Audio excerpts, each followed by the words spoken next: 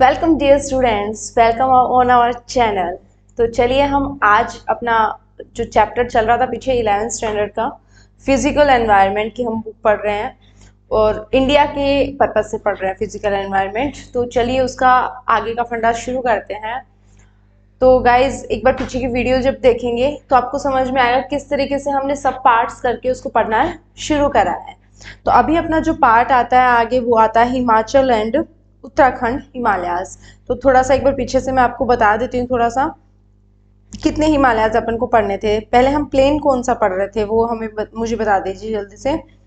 जो northern mountains हैं, north eastern mountains, हम ये पढ़ रहे थे, ठीक है।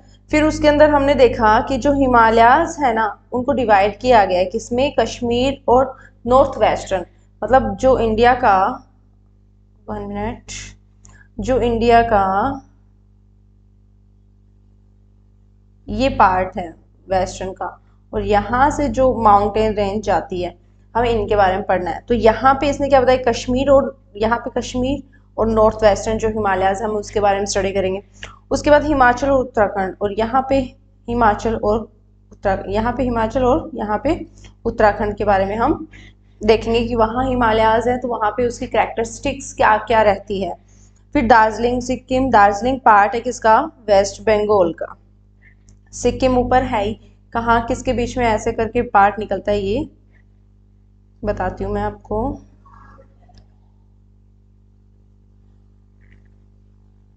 ऐसे करके तो यहाँ पे क्या आता है अपना नेपाल, और यहाँ पे क्या आता है भूटान, और यहाँ पे ये क्या रहता है हमारा पार्ट सिक्किम का, क्या रहता है सिक्किम। तो यहाँ का हिमालय और यहाँ पे दार्जिलिंग का भाग है जो कि वेस्ट बंगाल का है, वेस्ट बंगाल का है। तो यहाँ पे जो माउंटेन रेंज है ना हम उसके बारे में पढ़ेंगे, क्योंकि इनको साथ में इसलिए रखा गया है कि इनकी कैरेक्टरिस्टिक्स जो है वो सेम है। अरुणाचल हिमालयाज, फिर यहाँ पे आगे जाते हैं तो असम के बाद जो पार्ट आता है अरुणाचल हिमालयाज का आता है eastern hills and mountain hills.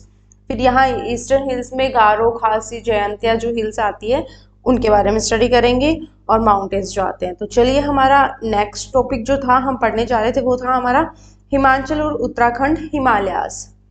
तो एक बार देख लीजिए कौन कौन से हैं, ये देखिए दिख रहा होगा, ये हमारा हिमाचल प्रदेश है और ये हमारा उत्तराखंड है। तो यहाँ पे जो हिमालयाज हैं हम उसके बारे में स्टडी करेंगे। Got it? आई होप यहाँ तक समझ में आया होगा कहाँ क्या है सिचुएशन उसकी। तो शुरू करते हैं। जब मेहनत करते हैं ना तो गाइज सेवा पानी अच्छे से होता है अपना। तो मैं आपको दिखाती हूँ।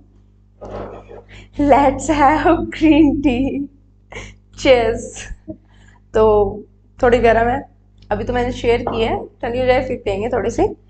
तो देखिए आगे, the northern most part of the Himalayas is an extension of Ladakh cold desert. मैंने आपको पहले भी बताया था कि कोल्ड डेजर्ट का नाम आया था, उसका नाम क्या है, लद्दाख।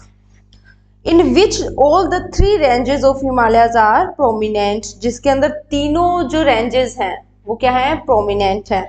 और वो तीनों रेंजेस कौन सी हैं, देखिए, these are the great Himalayan range, lesser Himalayan range जो कहाँ है, which is locally known as Dhauladhar in Himachal Pradesh.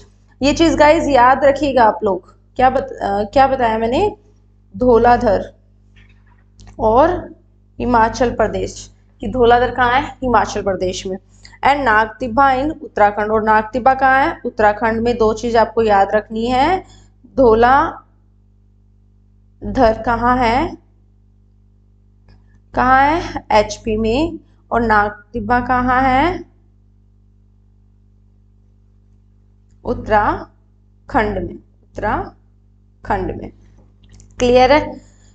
And Shivalik range, तो 3 रेंज कौन सी थी, great range, lesser Himalayas range और शिवालिक रेंज। तो सबसे पहले कौन सी रेंज होगी, ग्रेट हिमालय की। फिर उसके बाद जो रेंज होगी वो किसकी होगी, लेजर हिमालय की, और फिर शिवालिक रेंज की। चलिए एक आगे चलने से पहले मुझे एक क्वेश्चन का आंसर नहीं दिया आप लोगों ने, कि मैंने आपसे क्वेश्चन पूछा था fluvial land in mature stage of river. तो इसके बारे में आपको मुझे जल्दी से बताना था और आप लोगों ने मुझे जवाब नहीं दिया। जल्दी से जवाब दीजिए मुझे। कि मैच्योर स्टेज में जब रिवर होती है तो वो क्या क्या बनाती है। देखिए, एक रैपिड्स होते हैं, रैपिड्स बनाती हैं जो क्या है, इस तरीके की स्ट्रक्चर है, ठीक है। इनमें पानी फिल हो जाता है, ठीक है, वाटर फिल हो जाता है इनके अंदर, तो ये क्या है, रैपिड्स। और क्या बनाती हैं वो, वाटरफॉल्स बनाती हैं। जैसे कहीं से गिरेगी तो यहाँ से पानी आएगा और यहाँ पे क्या बन जाएंगे, वाटरफॉल्स बन जाएंगे। क्या बन जाएंगे, वाटरफॉल्स, ठीक है। दो चीज हो गई। ऑक्सबो लैक बता दिया था मैंने, मेंढर जब क्रिएट करेगी तो यहाँ से ये पार्ट, जब इसके अंदर फ्लो तेज होगा तो ये पार्ट थोड़ा आगे तक जाएगा, और आगे तक जाएगा तो बीच में क्या होंगे, सेडिमेंट्स आ जाएंगे, तो ये एक क्या बन जाएगी, लैक बन जाएगी। तो इसको क्या नाम देते हैं, ऑक्सबो लैक, ठीक है। ये कुछ फीचर्स हैं जो यहाँ पे बनते हैं। वी शेप वैलीज बनती हैं, गॉर्जेस बनते हैं, कैनियंस बनते हैं, ठीक है। तो ये जो इनके स्ट्रक्चर है ना, कैसे बनते हैं, क्या है, तो ये सब हम आगे पढ़ेंगे। ये फिलहाल आप यही क्वेश्चन आया है तो बस मैंने आपको बताया कि can you name some other fluvial landforms in mature stage of a river. अब आगे देखिए, हिमालयाज देख लिए होंगे, इसके अंदर विजुअलाइज हो रहा है क्या, नहीं, लेकिन मैंने आपको बता दिया हिमाचल प्रदेश उत्तराखंड कहाँ है, वहां पे जो माउंटेन रेंजेस है वो भी हिमालय का ही पार्ट है। तो हम वहां की कैरेक्टरिस्टिक्स देखेंगे अभी। सेकेंड पॉइंट क्या है अपना, in this section lesser Himalayas the altitude between 1000 to 2000 metre. यहाँ पे जो लेजर हिमालयाज रहता है ना, उसकी अल्टीट्यूड, उसकी जो ऊंचाई है वो कितनी रहती है, 1000 से 2000 मीटर रहती है। The important hill stations such as Dharamsala, Mussoorie, Shimla, Kashoni and the cantonment towns and other resorts such as Simla, Mussoorie, Kasoli, Almora, Lansdowne and Ranikhet etc. और यहाँ पे ना जो अंग्रेज थे ना, उन लोगों की ये क्या थी, अंग्रेज ने सिर्फ बुराई नहीं किया था हमारे लिए बहुत सारी अच्छी चीजें भी की थी, जिनमें से कुछ हमारे रिलीजियस को लेके थे कि जो जाति प्रथा तो खैर छोड़ो, उन्होंने ही क्रिएट करके गए थे, तो समथिंग समथिंग। लेकिन जो सती प्रथा थी, डाउरी सिस्टम था, और जो बाल विवाह है, चाइल्ड मैरिज होती थी, तो वो सारी ना उन लोगों ने ख़त्म करने की पूरी कोशिश करी अपनी, और करके भी गए, ठीक है। तो ऐसा ही उन लोगों ने यहाँ किया था कि हिल स्टेशन पे जब उन्हें रुकना पड़ा तो वहाँ पे कोई उन्हें सोर्स नहीं मिला, तो वहाँ पे उन लोगों ने हिल्स पे स्टेशंस बना दिए। वो ये स्टेशंस हैं, इसलिए भी हिल्स यहाँ की इम्पोर्टेंट रहती है कि सारे लोग जाते हैं घूमने, सबको पता ही होगा ये नाम तो, है ना, तो इम्पोर्टेंट है ये यहाँ पे इसलिए। The two distinguish feature of this region from the point of views of physiography are the Shivalik and Dune formation। और किस लिए इम्पोर्टेंट फीचर है ये, क्योंकि इस रीजन में क्या है, किसके पॉइंट ऑफ व्यू से हमें देखना है, फिजियोग्राफी के पॉइंट ऑफ व्यू से हमें देखना है। तो इसमें क्या है, शिवालिक और जो दून फॉर्मेशन है वो ज़्यादा इंपॉर्टेंट है। यहाँ के जो फीचर्स बनते हैं वो कैसे बनते हैं, एक तो शिवालिक है, वैसे उसको माउंटेन बोल दिया, दूसरा यहाँ पे दून फॉर्मेशन बनती है, ठीक है। पहाड़ों के बीच की जो जगह होती है ना, दून फॉर्मेशन बनती है। जैसे हरिद्वार और इस साइड जाते हैं ना, और जैसे उत्तराखंड में देहरादून और की बात करें। फिर देखिए आगे, some important duns located in this region are the Chandigarh कालका दून। चंडीगढ़ में अगर गए हो तो कालका दून देख के आना, कैसा जगह कैसी है वो। नालागढ़ दून, देहरादून, हरिके दून, कोटा दून एटसेट्रा, ये सारे दून्स के नाम हैं। तो ये किस लिए बताया गया है कि आपको करेक्टरिस्टिक्स, आप बच्चे जब पेपर में आपसे एक लेंथी क्वेश्चन पूछा जाता है, लॉन्ग आंसर टाइप क्वेश्चन पूछा जाता है, तो आपसे पूछा जाएगा कि भाई describe about the characteristics of कौन सा हिमालय पढ़ रहे हैं, हिमाचल प्रदेश और उत्तराखंड हिमालयाज। तो इसके बारे में ये करेक्टरिस्टिक्स आपको लिखनी है। आप जितने अच्छे से लिख पाओगे ना, देखो अभी मैंने आपको फर्दर पॉइंट बना के बताए हैं, तो आपको क्या करना है, यहाँ पे आप पॉइंट भी बना सकते हो, आप एरो लगा के और भी चीजें, जैसे आपने यहाँ लिख दिया लेजर हिमालय की एल्टीट्यूड जो रहेगी यहाँ पे, तो इजिकल लगा के लिख दिया इतनी रहेगी। इंपॉर्टेंट हिल स्टेशन इजिकल लगा के पॉइंट लगा के फर्दर वो लिख दो। मतलब आप लोगों को कॉपी भरने से मतलब नहीं रखना है रखना भी है, और थोड़ा राइटिंग पे इम्प्रूव रखते हो तो आप लोगों के बहुत बेनिफिशियल होता है। तो आगे देखिए, Dehradun is largest of all duns. Dehradun इन सभी दून में सबसे लार्जेस्ट है। तो आप ये भी लिख सकते हो the largest Doon is Dehradun. और अप्रोक्सीमेटली लेंथ कितनी है उसकी 35 किलोमीटर से कितनी है 35 से 45 किलोमीटर तक। और विड्थ कितनी है उसकी 22 से लेके 25 तक। विड्थ मतलब ये चीज उसकी कितनी है। तो मैम आप तो रेंज बता रहे हो और वो रेंज तो इस अकॉर्डिंग चल रही है ना। तो ये इसकी क्या हो गई विड्थ हो गई और ये इसकी लेंथ। क्लियर है? गलत तो नहीं बता दिया? हाँ एग्जैक्टली, इंटेलिजेंट स्टूडेंट्स हो। तो ये देखिए आप यहाँ पे ऐसे माउंटेन्स है तो इसकी लेंथ कौन सी होगी, ऑब्वियसली ये लेंथ होगी उसकी और ये इसकी क्या होगी विड्थ। तो मतलब ये क्या है विड्थ और ये क्या है लेंथ। आगे चलिए। The great Himalayas range Bhotia inhabitant, ये क्या है जातियां हैं जो यहाँ पे रहती हैं। दीज आर नोमेडिक ग्रुप्स, कैसे है नोमेडिक मतलब ये लोग घूमते रहते हैं, ठंड लगेगी तो वहां से जाके मतलब जो कांस्टेंट जो टेम्परेचर रहता है इनका वहां रह सकते हैं वो लोग।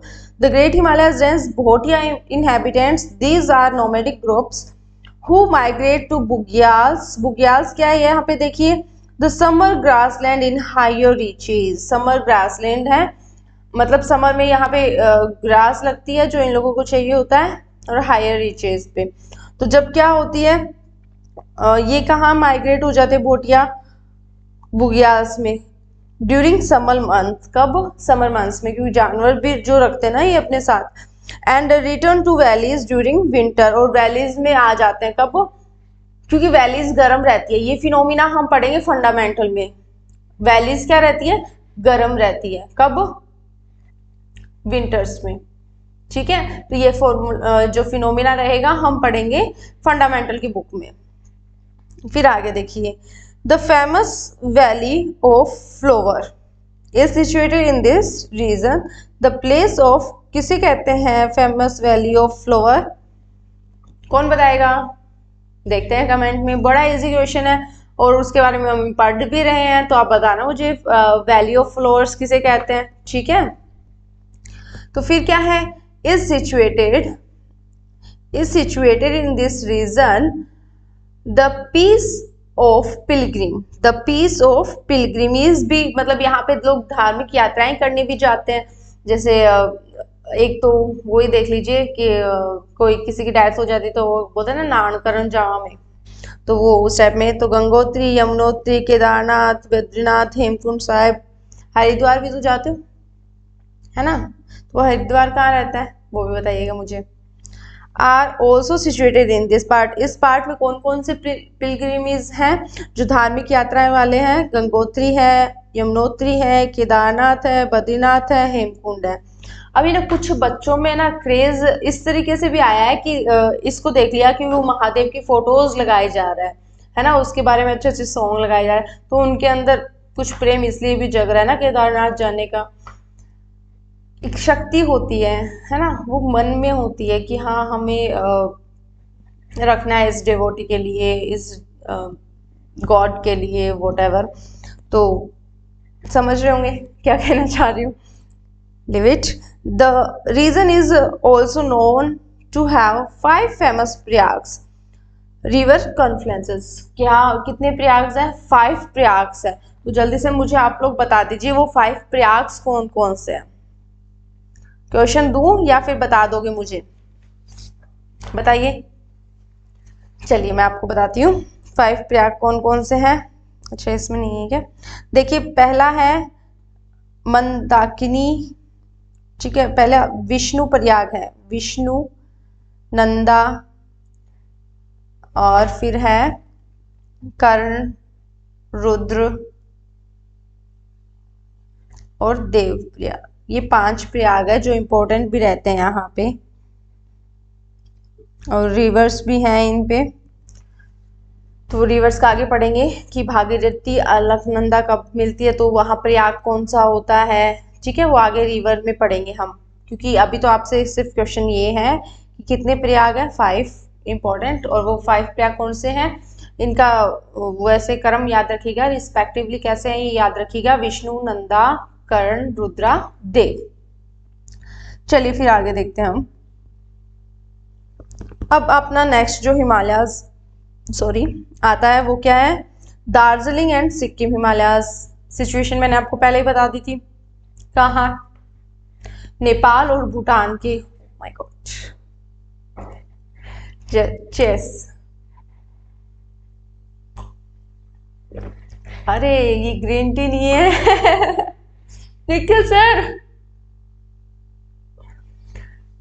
निखिल सर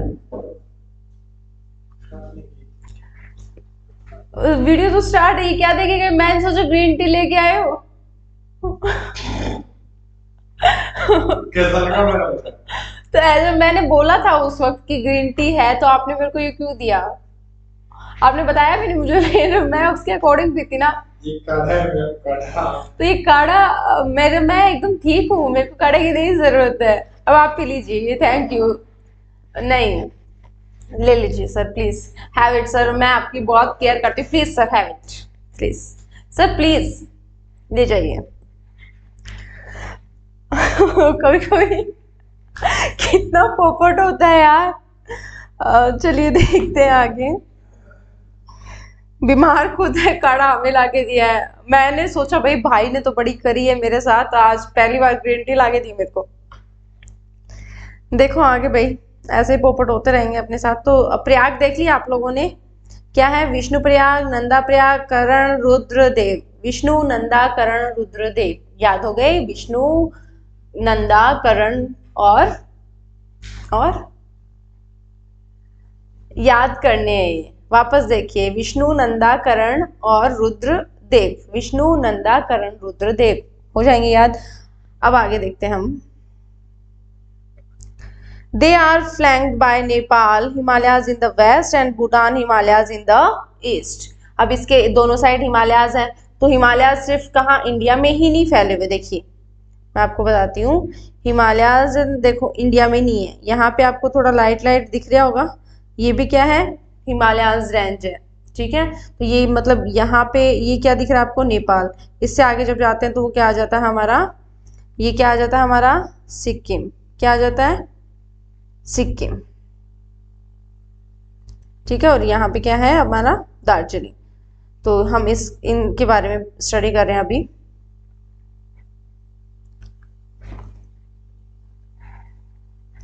देखिए फिर आगे, तो एक साइड तो नेपाल है और एक साइड भूटान हिमालय है। It is relatively small but is a most significant part of the Himalayas.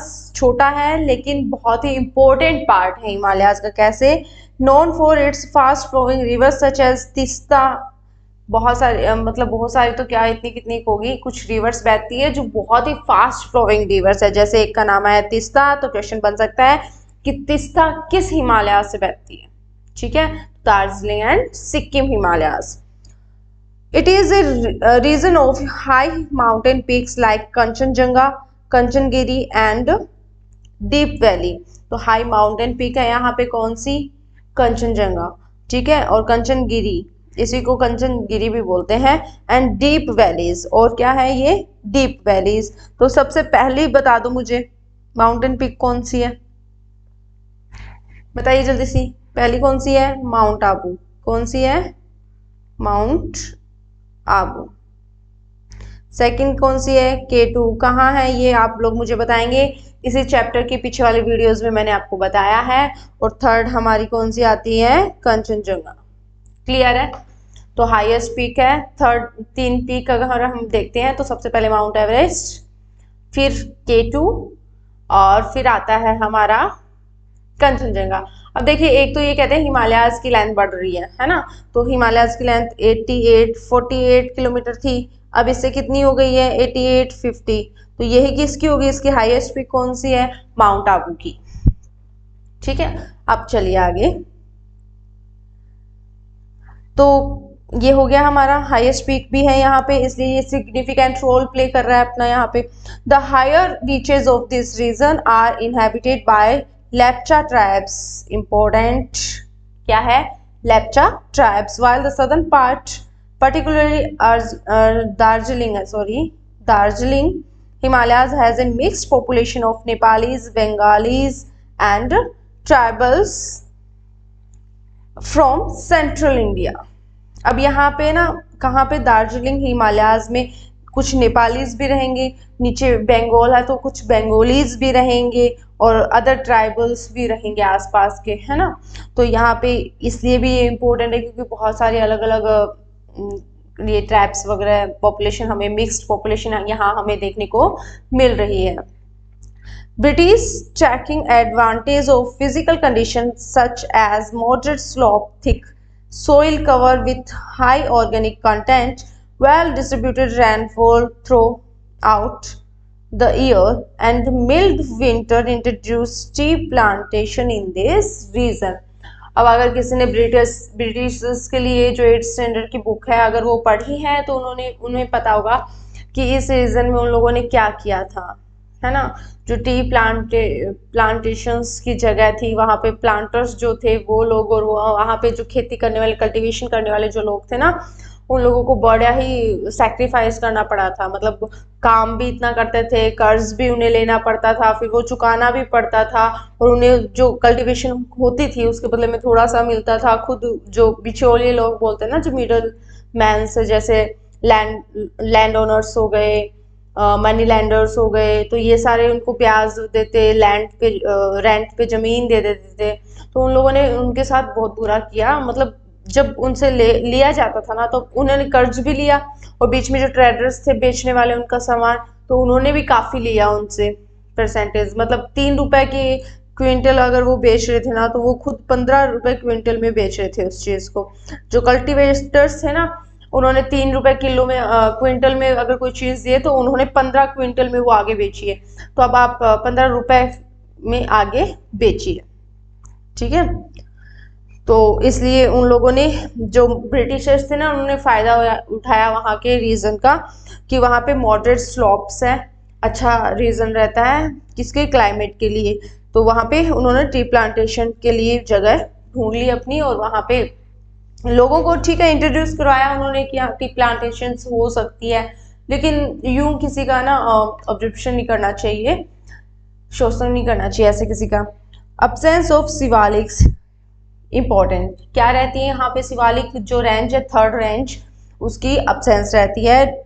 द्वार formation are important for development of tea garden. जो द्वार फॉर्मेशन रहती है वो क्या रहती है, टी गार्डन के लिए इम्पोर्टेंट रहती है। कैसी फॉर्मेशन, द्वार फॉर्मेशन। तो एक बार रिवाइज करें, ये हमारा होता है अभी यहाँ पे दार्जिलिंग और सिक्किम, हिमालय। तो चलिए देखिए क्या क्या चीजें इंपॉर्टेंट थी इसके अंदर।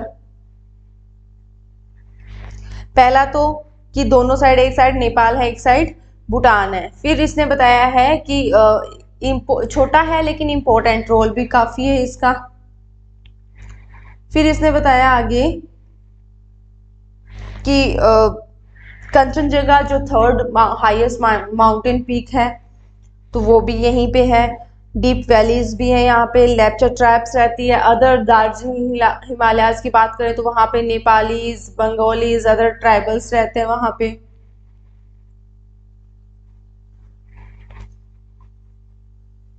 One minute guys.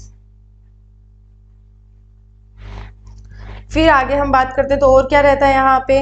एडवांटेज उठाया यहाँ के मॉडरेट क्लाइमेट और स्लॉप्स का, कि यहाँ पे टी प्लांटेशन हो सकती है, और काफ़ी करीबी उन लोगों ने, लोगों का शोषण भी बहुत किया था यहाँ पे।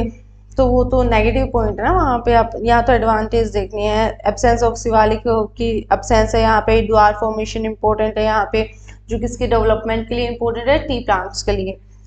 द अरुणाचल हिमालयाज। अब अरुणाचल हिमालयाज कौन सा, ये वाला दिख रहा है, ये क्या है, यहाँ पे जो भी है वो क्या है, Arunachal Himalayas. Highest lake in Taranagar highest lake in India कौन सी है, चोलामू लेक। तो ये जो रहता है हमारा हिमालयाज का लास्ट टॉपिक है, छोटा सा ही है। These extended from east of the Bhutan Himalayas up to the Diphu passes. किस तक, डिफू पासेस तक। तो डिफू पासेस किससे समथिंग हो गया, अरुणाचल प्रदेश से। इन द ईस्ट, कहाँ, up to the Diphu pass in the east, east में जहाँ डिफू पास है ना उसके आसपास। The general direction of the mountain range is from south west to north west. ये चीज़ इंपॉर्टेंट है। क्या बताया है कि साउथ वेस्ट से लेके और इसकी डायरेक्शन क्या रहती है, नॉर्थ ईस्ट डायरेक्शन रहती है। जिस तरीके से मैंने आपको अरुणाचल प्रदेश दिखाया था कहाँ है, तो देखा आपने वो कुछ इस तरीके से है। ठीक है, तो इसकी डायरेक्शन क्या रहती है, साउथ वेस्ट से नॉर्थ ईस्ट इसकी डायरेक्शन रहती है। याद हो जाएगा। फिर आगे देखते हैं। Some of the important mountain peaks of this region are Kangtu and Namcha Barwa. Namcha परवा इंपॉर्टेंट रहता है यहाँ पे, ठीक है, भूटान के ऊपर कांगतू और नामचा परवा।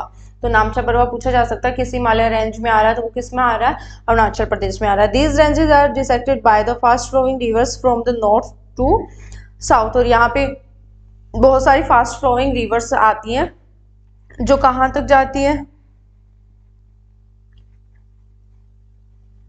जो क्या करती है, rivers north to the south forming deep gorges. क्या फॉर्म करती है, डीप गोर्जेस। गोर्जेस मैंने बताए थे, ठीक है, पहले वी शेप वैलीज बनती है, फिर जो वाइड हो जाती है थोड़ी, है ना, ऐसे करके गोर्जेस का मतलब निर्माण होता है वहां पे।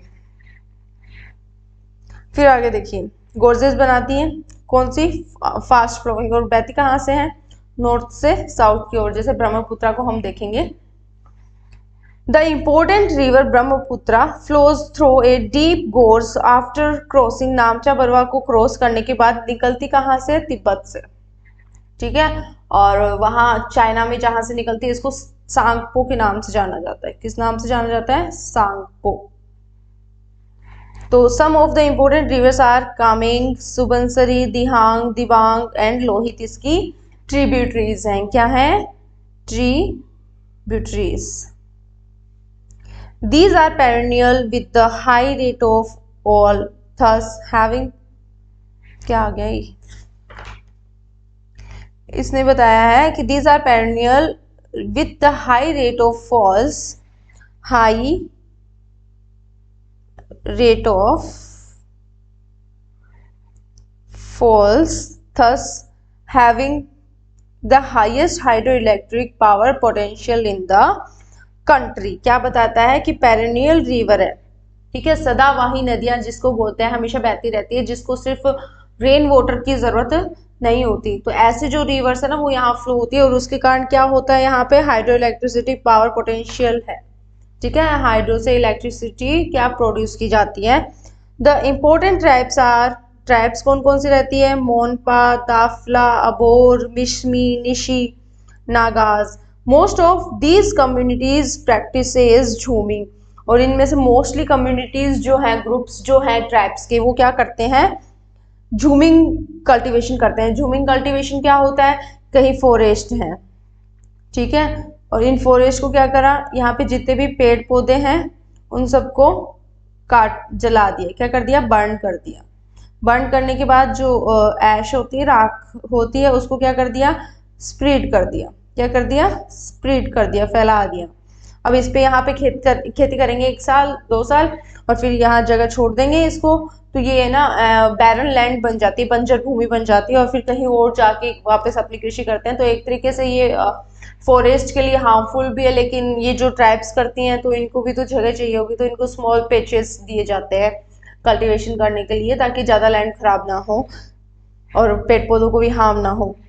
Rich in biodiversity which has preserved by indigenous communities। और क्या होता है, बायोडाइवर्सिटीज भी है, प्रिजर्व्ड बाय इंडिजीनियस कम्युनिटी क्या होती है, जो कम्युनिटी क्या है, खतरे में है भयंकर, ठीक है, जिनके कुछ ही बचे हैं क्या, मेंबर्स, और खत्म होने को आ रखी है, रेड जोन में जिनको डाल दिया जाता है, उस टाइप की थोड़ी। Due to rugged topography inter valley transformation linkage are नॉमिलियर। और जो रग्ड टोपोग्राफी मतलब ऊबड़ खाबड़ वो होती, ठीक है, ऐसे ऊबड़ खाबड़ जमीन है वहां पे बहुत ज्यादा। तो क्या है, कैसी है टोपोग्राफी, रग्ड टोपोग्राफी है, inter valley transformation linkage and nominal or nominal, नामात्र की थोड़ी लिंकेज वगैरह है वहाँ पे ट्रांसपोर्टेशन की, ट्रांसफॉर्मेशन की। हैंस मोस्ट ऑफ, क्या लिखा हुआ है इसके अंदर, फिर बड़ी गलतियाँ हैं इसके अंदर। Hence most of the interaction are carried through the Duar region along the Arunachal Pradesh and Assam border. और जो बहुत सारे इंटरेक्शन होते हैं ना कैरिड चीज़ों को लाने के लिए, वो किसके थ्रू होते हैं? फिर ट्रांसपोर्टेशन के जो साधन है ना यहाँ पे, वो बहुत मतलब रोडें कम है यहाँ पे, रोडें नहीं रोड्स कम है यहाँ पे। तो जो होता है इनका कैरिड सामान लाया जाता है, तो वो कहाँ से लाया जाता है? अरुणाचल प्रदेश से और असम बॉर्डर से। तो यहाँ पे हमारे हिमालयाज कंप्लीट होते हैं। तो आई होप आपको सबसे बड़ी बात है, आप लोग जब ये सीख जाओगे कि how to write, how to answer, ठीक है, कैसे किसी का आंसर दिया जाता है, तो आपको पता चलने लगेगा कि आपको क्या करना है उस चीज में। ठीक है, तो आगे पढ़े।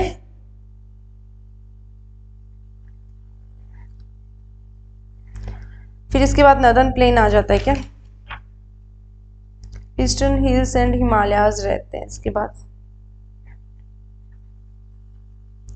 चलो देखते हैं, थोड़ा सा ऊपर से कट हुआ है, ये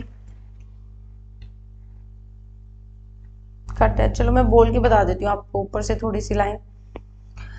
These are part of the Himalayas mountain system having their general alignment from the north to the east direction। Direction बताई हुई है, और तो ज्यादा कुछ नहीं है इसमें, डायरेक्शन बताई हुई क्या, नॉर्थ टू साउथ, क्या है, नॉर्थ टू साउथ डायरेक्शन बताई गई है। तो ये तो याद ही हो गई होगी ये लाइन, है ना। और फिर बताया गया है they are known by different local names, और वो अलग अलग लोकल नेम्स के लोकल जगह जो है वहां पे उनको अलग अलग नेम्स के थ्रू जाना जाता है।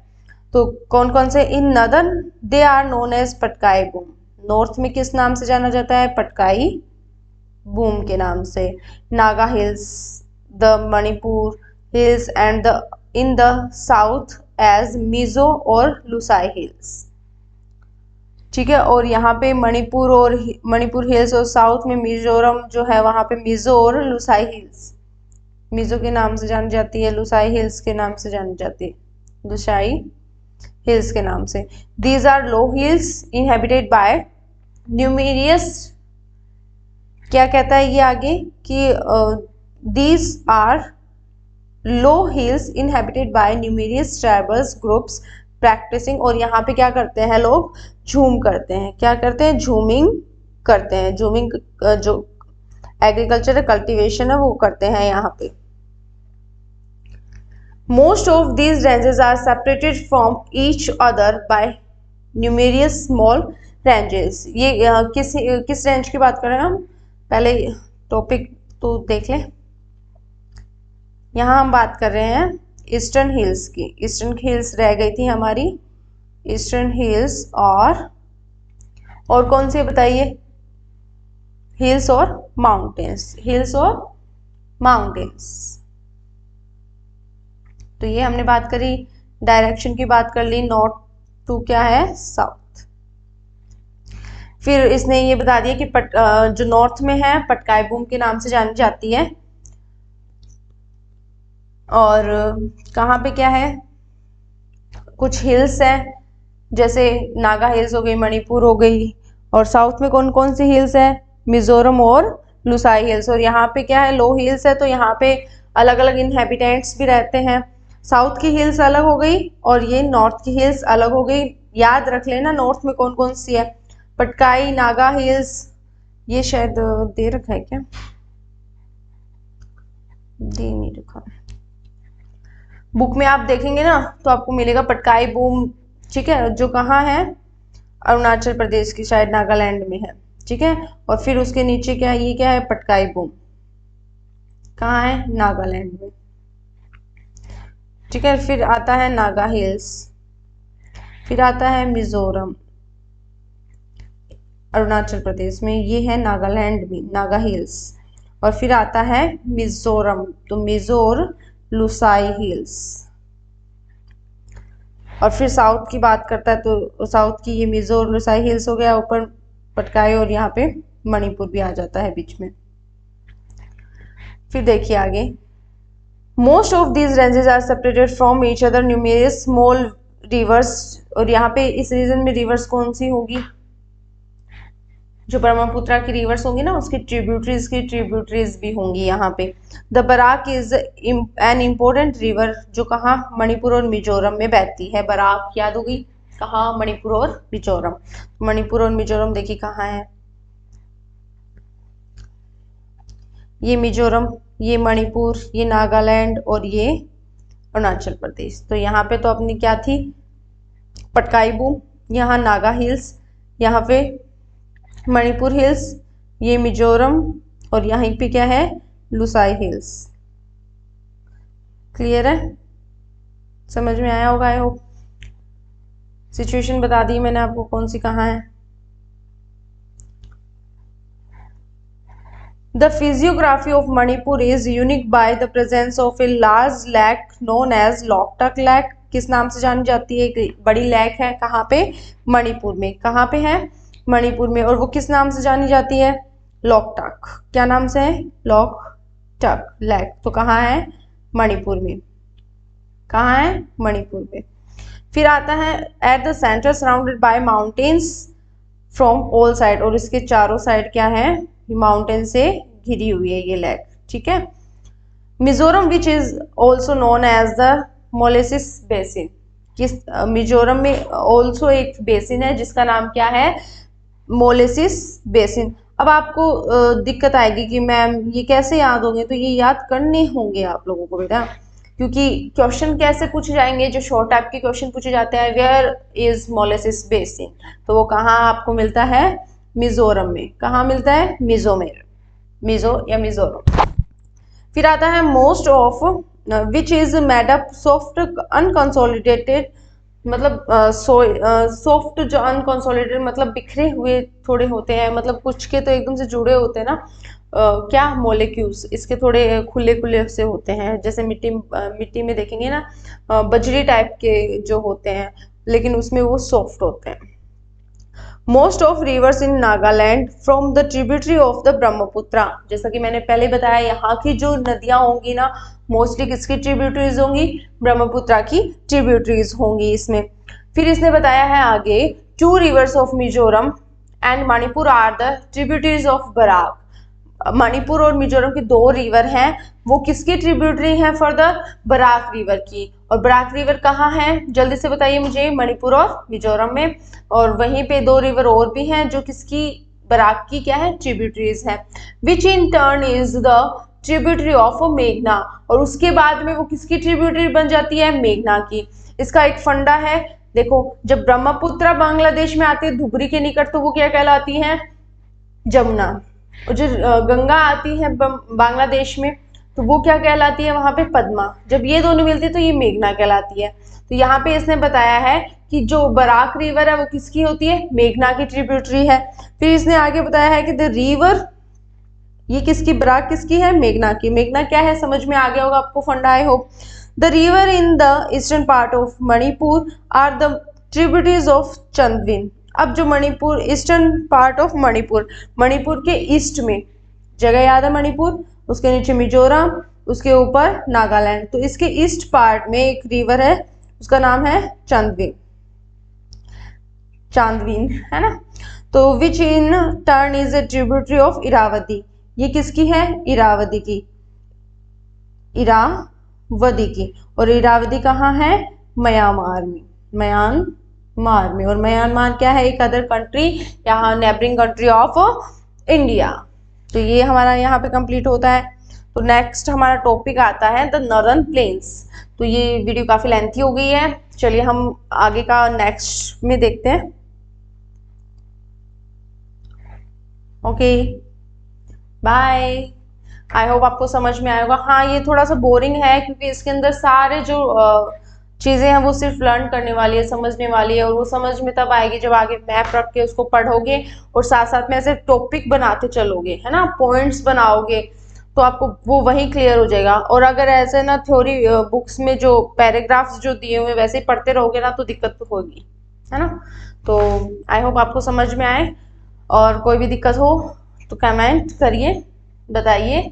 आपका जवाब, आपका रिप्लाई हमारे लिए बेहद ज़रूरी है ना, क्योंकि अगर कोई मिस्टेक्स हुई तो वो भी बताइए। क्योंकि हेजिटेशन तो नहीं है, लेकिन गलतियां इंसान से सबसे हो जाती है, नॉट ए बिग डील। हो सकता है कुछ स्किप कर गए हो, है ना। तो जो भी है कमेंट में प्लीज़ बताइए और साथ बने रहिएगा। जय श्री राम।